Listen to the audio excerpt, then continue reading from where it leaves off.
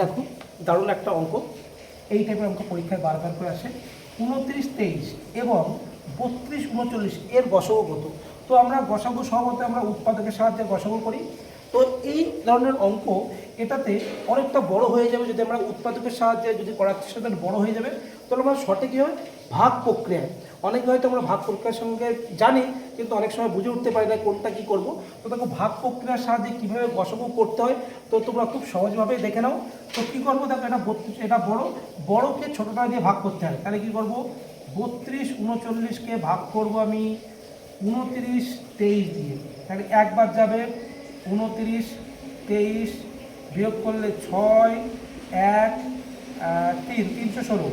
এবার কি যে বিয়োগফলটা থাকলো সেই বিয়োগফলটা দিয়ে আবার 2923 এই যে সংখ্যাটা এখানে থাকে এটাকে ভাগ করতে হবে। করলাম, তাহলে কত যাবে, এখানে যাবে 9 দিয়ে। 6 নং 54, 4 হাতে আমার 5, 9 1 9 5 14, 4 হাতে আমার 1, 3 নং 27 আর 1 28। বিয়োগ করলে 13 থেকে 4 বাদ দিলে হবে 9, হাতে আমার 1, 5 12 থেকে 7 হাতে আমার 1 মিলে। তাহলে কত আছে 79। এবার কি হবে, এই 79 দিয়ে আমাকে ভাগ করতে হবে কতকে, 316কে। 316কে 79 দিয়ে ভাগ করতে 316 ভাগ করলে কত 4 দিয়ে। যদি আমি 4 দিয়ে দিই, 4 দিয়ে যদি দিই 4 79 316 মিলে গেল। তাহলে আবার গসাগু কত 79। তাহলে এর গসাগু কত 79। খুব ইজি ব্যাপার। তো এই ধরনের অঙ্ক আরও সুন্দর সুন্দর অঙ্ক থাকবে তোমাদের।